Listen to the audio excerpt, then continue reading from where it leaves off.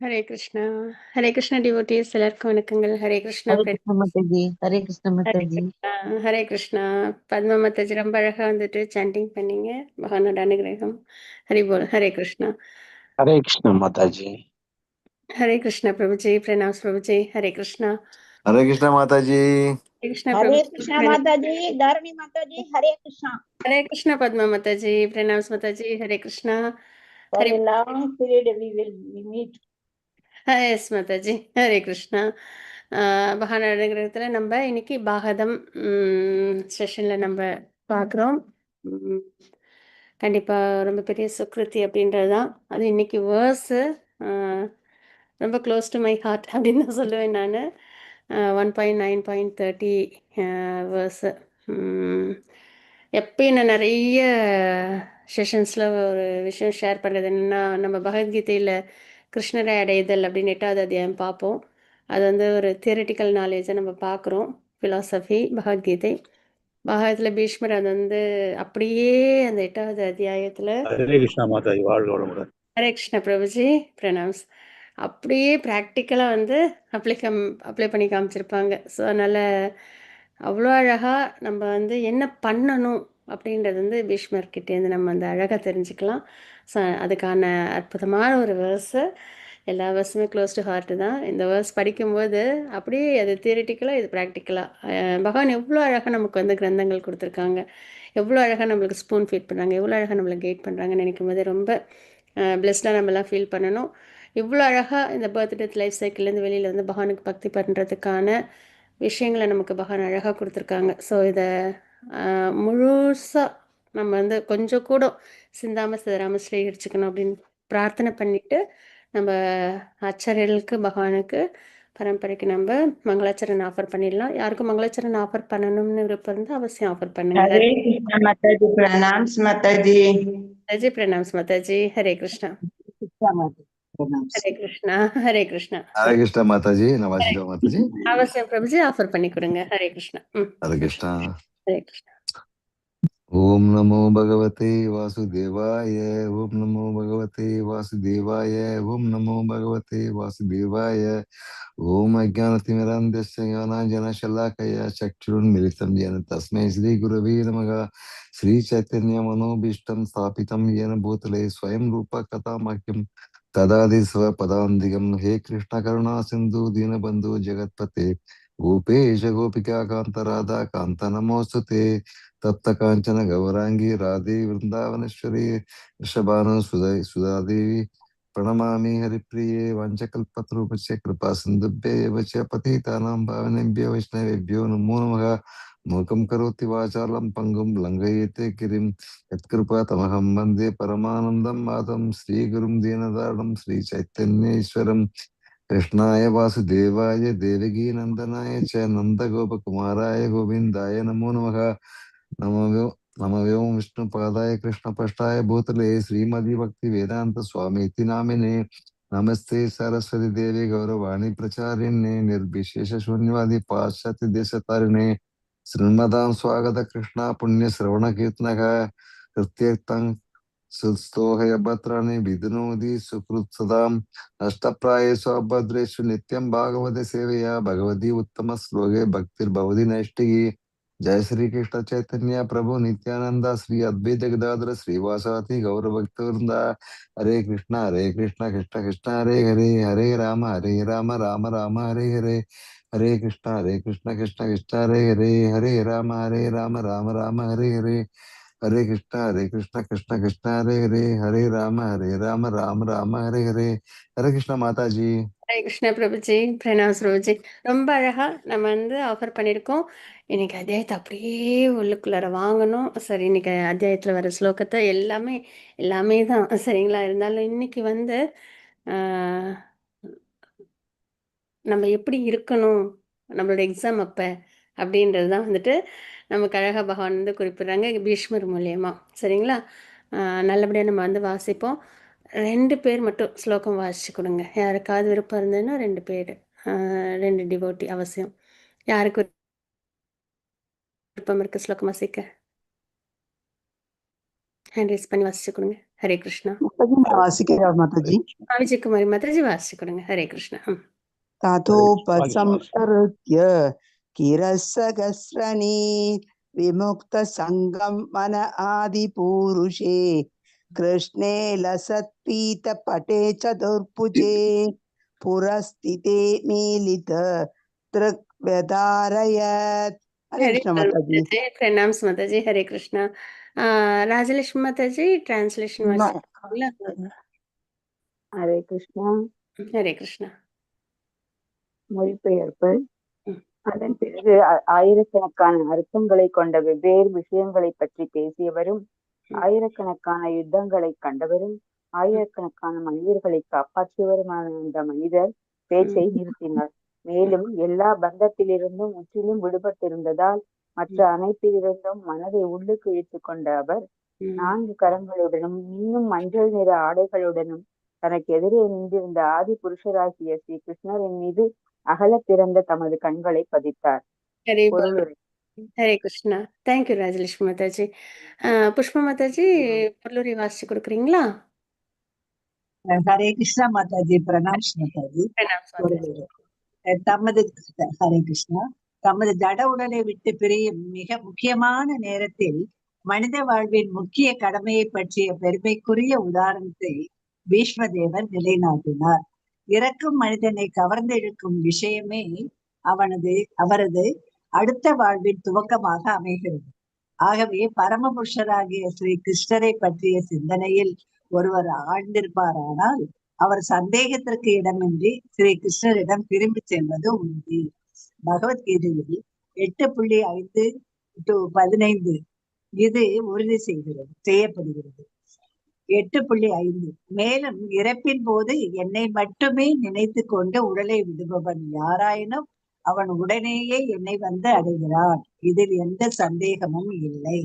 8.6 உடலை விடும் பொழுது எந்த மனநிலையில் ஒருவன் இருக்கின்றானோ அந்த நிலையையே அவன் ஐயமின்றி அடைகிறான். 8.7 எனவே அர்ஜுனா, என்னை இந்த கிருஷ்ண உருவில் நினைத்து கொண்டே உனது போரிடும் கடமையையும் செய்வாயாக. உனது செயல்களை எனக்கு அர்ப்பணித்து உனது மனம் மற்றும் அறிவு ஆகியவற்றை என் மீது பதிப்பாயானால் நீ என்னை அடைவாய் என்பதில் சந்தேகம் இல்லை. 8.8 அர்ஜுனா, பரமபுருஷராகிய என் மீது மனதை நிறுத்தி இவ்வழியிலிருந்து சற்றும் பெறலாமல் என்னையே தியானிப்பவன் என்னை அடைவது நிச்சயம். ஹரே கிருஷ்ணா மாதாஜி. அது இங்க இருக்கு 8.9. ஹரே கிருஷ்ணா. ஹரே கிருஷ்ணா மாதாஜி. சாரி 8.9 பரமபுருஷரை அனைத்தும் அறிந்தவராகவும் அனைவருக்கு மூத்தவராகவும் பரம அதிகாரியாகவும் சிறியதற்கும் சிறியவராகவும் அனைத்தையும் காப்பவராகவும் பௌதீக ஆராய்ச்சிகளுக்கு எல்லாம் அப்பாற்பட்டவராகவும் அறியப்பட முடியாதவராகவும் எப்பொழுதுமே ஒரு நபராகவும் எண்ணி அவரை ஒருவர் தியானிக்க வேண்டும்.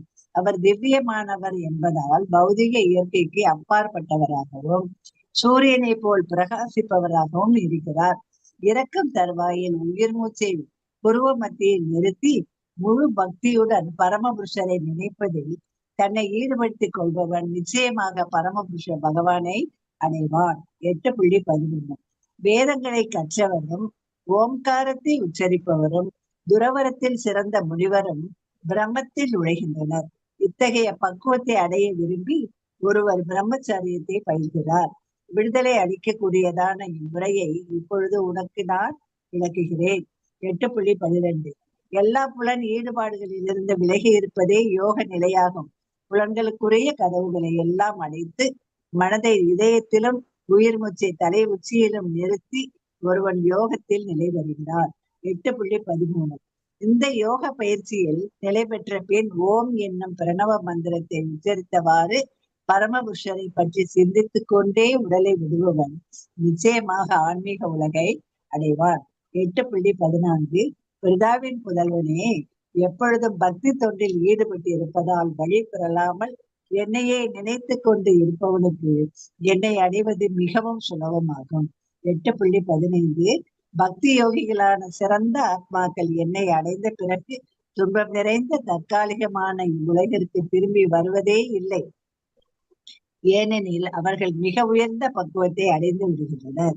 ஸ்ரீ பீஷ்ம தேவர் அவரது விருப்பம் போல் உடலை விடும் பக்குவத்தை பெற்றார். மேலும் மரணத்தின் போது அவரது கவனத்துக்குரிய பொருளான பகவான் ஸ்ரீ கிருஷ்ணரே அவருக்கு அருகில் நிற்கும் பெரும் ஹரே கிருஷ்ணா பெரும் பெரும் பாக்கியத்தையும் அவர் பெற்றார். எனவே தமது திறந்த கண்களால் பகவான் மீது பதித்தார்.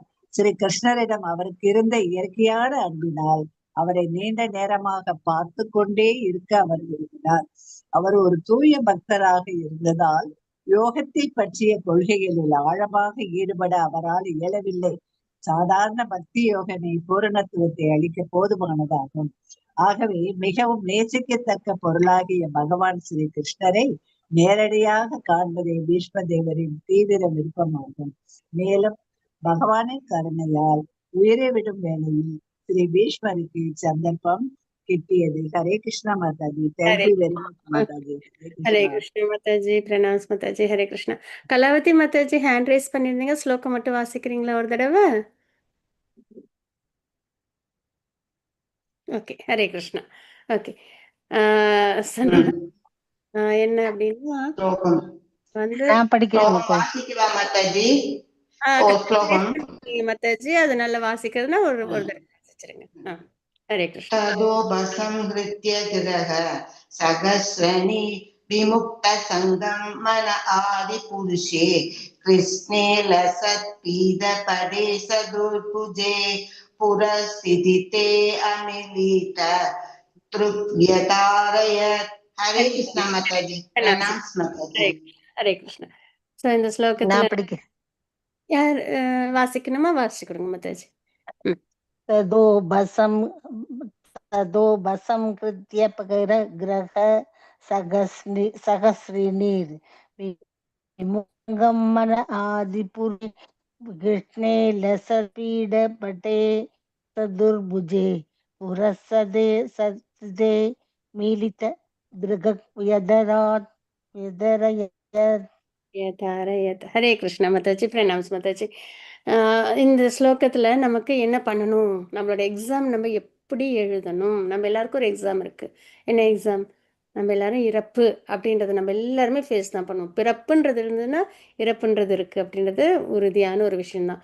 ஆனால் அதுக்கான தயாராகலை அப்படின்னா நமக்கு தான் சிரமம். பர்த் லைஃப் சைக்கிள்லேயே நம்ம சிரமப்பட்டுட்டே இருக்கணும் இல்லைங்களா? ஃபெயில் ஆகிட்டு இதே ஜட உலகத்தில் நம்ம இருப்போம்.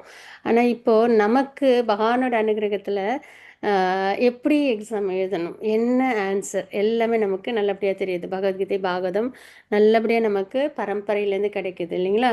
ஸோ அந்த வகையில் இந்த ஸ்லோகத்தில் என்ன பண்ணணுன்றது ரொம்ப அழகாக வந்து கொடுத்துருப்பாங்க. பீஷ்மர் வந்து எனக்கு எப்பயுமே ரொம்ப கனெக்ட் ஆகிற ஒரு விஷயம் வந்து 8வது அத்தியாயம் வந்து தியரிட்டிக்கல் நாலேஜ், எனக்கு இது வந்து ப்ராக்டிக்கல் நாலேஜ். இதை வந்து இது ரெண்டுத்தையும் பகவான் கொடுத்துட்டாங்க. இனிமேல் நம்மளோட வேலை தான் இம்ப்ளிமெண்ட் பண்ணணும் அப்படின்றது. அந்த வகையில் அழகாக வந்துட்டு இதில் வந்துட்டு சொல்லியிருக்காங்க. இது வரைக்கும் நிறைய விஷயங்களை பற்றி பீஷ்மர் வந்து கொடுத்தாங்க இல்லையா? யுதிஷ்டிர மகாராஜருக்கு நிறைய தர்மங்களை பற்றி அழகழகாக எல்லா உபதேசங்களையும் அவங்களுக்கு கொடுத்துட்டு இருந்தாங்க, இன்ஸ்ட்ரக்ஷன்ஸையும்.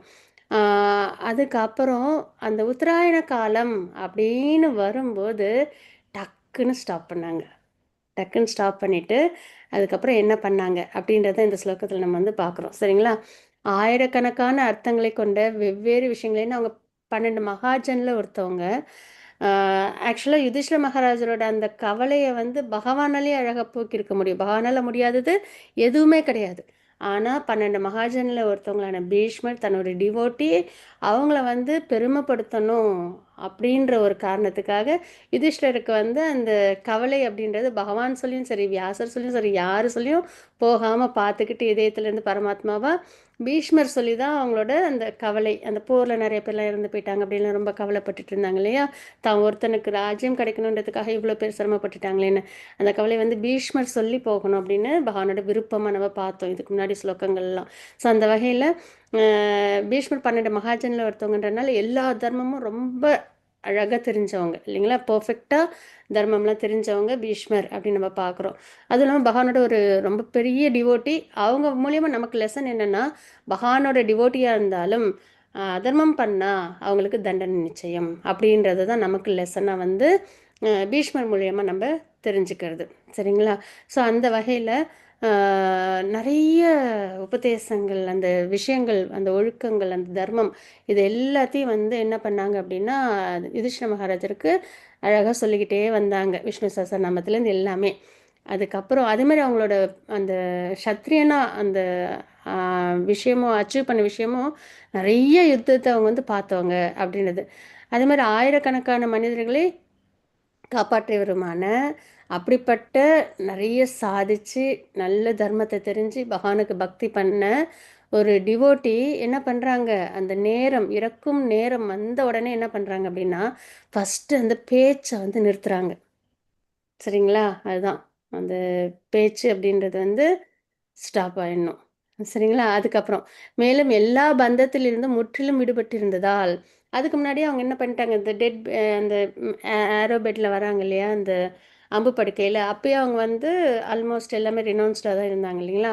ஸோ அந்த வகையில் இப்போ மனசில் வந்து எந்த ஒரு பந்தம், இந்த உலகத்தோட எந்த ஒரு அட்டாச்மெண்ட்டோ இல்லை வேறு எந்த ஒரு விஷயமே இல்லாமல் அவங்க வந்து அந்த ரினவுன்ஸ்டு பொசிஷனில் இருக்காங்க அப்படின்றத பார்க்குறோம். சரிங்களா?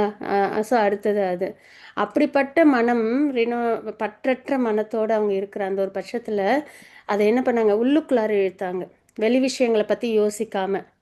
சரிங்களா? ஏன்னா வெளி விஷயம் எல்லாமே இப்போ உங்களுக்கு சம்மந்தம் இல்லாதது. கரெக்டுங்களா? அப்போ உள்ளுக்குள்ளார இழுக்கிறது, தாட்ஸ் வந்து உள்ளுக்குள்ளார அப்படின்னு அந்த மாதிரி மனதை வந்து உள்ளுக்குள்ளார இழுத்துக்கிட்டாங்க. சரிங்களா? வெளி விஷயத்தை பற்றி யோசிக்காமல் பேச்சை நிறுத்தி கண்களை என்ன பண்ணுறாங்க, பகவான் மேலே பதிக்கிறாங்க அப்படின்றத நம்ம பார்க்குறோம். 4 கரங்களுடன் மின்னும் மஞ்சள் நிற ஆடைகளுடமான தனக்கு எதிரில் இருந்த ஆதி புருஷரான ஸ்ரீ கிருஷ்ணர் மீது அகல திறந்து தமது கண்களை பதித்தார். அழகான ஸ்வரூபத்தை என்ன பண்ணுறாங்க, அதை அப்படியே பார்க்குறாங்க, கண்ணால் அப்படியே என்ன பண்ணுறாங்க, ஸ்வீகரிக்கிறாங்க. சரிங்களா? ஸோ அந்த மாதிரி மனதை உள்ளுக்குள்ளார் வெளி விஷயங்கள் எதுலேயும் போகாமல் பார்த்து உள்ளுக்குள்ளார இழுத்து அதுக்கப்புறம் பேச்சை நிறுத்தி, அது வரைக்கும் நிறைய உலக விஷயங்கள்லாம் பேசினாங்க, தர்மம்லாம் பற்றி. எல்லாம் ஸ்டாப் பண்ணி அழகாக வந்து உள்ளுக்குள்ளார இழுத்தாங்க அப்படின்றத பார்க்குறோம். சரிங்களா? ஸோ இதுதான் வந்து நம்ம வந்து இதை நம்ம வந்து தெரிஞ்சுக்கிறோம். சரிங்களா? ஸோ அந்த வகையில் எப்படி வந்து நம்ம வந்து அந்த லாஸ்ட்டு மினிட்ஸ் ஆஃப் நம்மளோட லைஃப் வந்து நம்ம வந்து எப்படி கொண்டு வரணும் அப்படின்னு. ஸோ இதுதான் இதில் வந்துட்டு பொருளுரை அப்படின்னு பார்த்தோன்னா ரொம்ப பெருசாக இருக்கும். முக்கியமாக 8th சாப்டரில் உள்ள அந்த விஷயங்கள் எல்லாம், என்னை நினைத்தே உடலை விடுபவன் எண்ணி அடைகின்றான் அப்படின்றது, என்ன நம்ம நினைக்கிறோமோ அதுதான் என்ன ஆகும், நமக்கு அடுத்த வாழ்க்கையோட துவக்கமாக இருக்கும் அப்படின்றதுக்கு நம்ம பரத் மகாராஜரோட உதாரணமாக நம்ம பார்த்தோம். அவங்க வந்து மானே நினைச்சு உடலை விட்டாங்க, அடுத்த பிறகு அவங்களுக்கு மானா கிடைச்சதுன்னு பார்க்குறோம் இல்லைங்களா? ஆனால் நம்ம பகவானே நினச்சி நம்ம வந்து உடலை விட்டோம் அப்படின்னா என்ன கிடைக்கும் நம்மளுக்கு, அடுத்தது பகவான் லோகத்தையே நம்ம அடைய முடியும் அப்படின்றதையும் நம்ம வந்து தெரிஞ்சுக்கிறோம். அதனால் இறக்கும் மனிதனை கவர்ந்திழுக்கும் விஷயமே அவனது அடுத்த வாழ்வின் துவக்கமாக அமைகிறது அப்படின்றத நம்ம பார்க்குறோம். ஸோ அதனால் இறக்கும் நேரத்தில் நம்ம என்ன பண்ணணும் அப்படின்னா பகவானை நினைக்கணும். ஆனால் அந்நேரத்தில் மட்டும் நம்ம டக்குன்னு நினைவு வந்துருமானா இல்லை. அதுதான் நம்ம இந்த ஸ்லோகம்லாம் பார்க்குறோம். 8.7 என்ன பார்க்குறோம், பகவானே நினச்சிக்கிட்டு அதே சமயத்தில் நம்மளோட டியூட்டியும் நம்ம கரெக்டாக பண்ணணும், நம்மளோட செயல்கள் எல்லாம் பகவானுக்கு அர்ப்பணம் பண்ணணும். அதுக்கப்புறம் நம்மளோட மனம் அறிவு எல்லாத்தையும் பகவான் மேலே நிலைநிறுத்தி நம்ம வாழ்க்கையை முழுசாக நம்ம வாழ்ந்தோம் அப்படின்னா நம்ம செயல்களையும் செய்யணும், பகவானே நினச்சி செய்யணும், நம்ம எண்ணம் அறிவு எல்லாத்தையுமே என்ன பண்ணணும், பகவான் மேலேயே நம்ம பதிக்கணும். இந்த மாதிரி நம்ம வாழ்க்கையை வாழ்ந்துக்கிட்டே வர வர கண்டிப்பாக என்ன ஆகும் அப்படின்னா நம்ம அடுத்தது இறக்கும் நேரத்தில் நம்மளால் பகவானை நினைவில் கொண்டு வர முடியும். இதுதான் அந்த நம்ம எப்படி லைஃப்பை நம்ம வாழணும் அப்படின்றதுக்கான ஒரு கைடன்ஸாக பகவான் நமக்கு ரொம்ப அழகாக கொடுக்குறாங்க. அதனால் 8.7 ஸ்லோகத்தின் படி நம்ம ப்ராக்டிஸ் பண்ணணும். ஏன்னா ப்ராக்டிஸ் தான் என்ன பண்ணணும், நம்மளை இறக்கும் நேரத்தில் பகவான் நினைக்க வைக்கணும், பகவான் 8வது அத்தியாயத்தில் சொன்னாங்கல்ல. அப்போ எப்படி ப்ராக்டிஸ் பண்ணணும், கடமையும் விடக்கூடாது, பகவானே நினச்சிக்கிட்டு நம்ம என்ன பண்ணணும், நம்மளோட எண்ணம் அந்த அறிவு இது எல்லாத்தையும் பகவான் மேலே சமர்ப்பணம் பண்ணி செயலையும் பகவானுக்கு சமர்ப்பணம் பண்ணி நம்ம வாழ்க்கையை வாழ்ந்தோம் அப்படின்னா கண்டிப்பாக இறக்கும் நேரத்தில் பகவான் நமக்கு நினைவில் வருவாங்க அப்படின்றது நம்ம பார்க்குறோம். சரிங்களா? பீஷ்மரோட இந்த ஒரு விஷயம் இருக்கு இல்லையா, அப்படியே 8th சாப்டர் தியரிட்டிக்கல் பார்ட்னா இது வந்து ப்ராக்டிக்கல் அப்ளிகேஷன். சரிங்களா? நம்ம இந்த ஸ்லோகத்தை அடிக்கடி மனனம் பண்ணும், பேச்சை நிறுத்தி அதுக்கப்புறம் வந்து பந்தத்திலேருந்து விடுபட்டு உள்ளுக்குள்ளார தாட்ஸ், வெளியில் என்ன நடந்தாலும் சரி உள்ளுக்குள்ளார தாட்ஸை கொண்டு வந்து அதுக்கப்புறம் பகவானை ஃபோக்கஸ் பண்ணி பகவானை நம்ம கண்ணாலே அப்படியே ஸ்வீகரித்து நம்ம வந்து உடலை விடணும். இதை நம்ம அடிக்கடி நினச்சி பார்க்கணும் இந்த ஸ்லோகத்தை. ஹரே கிருஷ்ணா. அந்த மாதிரி நம்ம பண்ணும்போது பக்தி, இன்னொன்று வந்து பக்தின்றதை நம்ம வந்து வாழ்நாள் ஃபுல்லாக நல்லபடியாக நம்ம பண்ணணும். சரிங்களா? அதுதான் நம்ம வந்து தெரிஞ்சுக்கிறது. வைஷ்ணவ சேவா, அதுக்கப்புறம் பகவான் சேவா. இதை நம்ம பக்தி யோகத்தை ப்ராக்டிஸ் பண்ணி தான் நம்மளால் என்ன பண்ண முடியும், இந்த கடைசி எக்ஸாமை நல்லபடியாக எழுத முடியும். ஹரே கிருஷ்ணா. வாஞ்சாகல்பத்தரூபஸ்ய கிருபா சிந்து பயவச்ச பதிதானாம் பாவனேபியோ விஷ்ணுபியோ நம நமः. அனந்த கோடி வைஷ்ணவத்துக்கு ஜெய். ஷில பிரபாத்க்கு ஜெய். ஹரே கிருஷ்ணா. டிவோட்டிஸ் எல்லாருக்கும் என்னோட வணக்கங்கள். நல்ல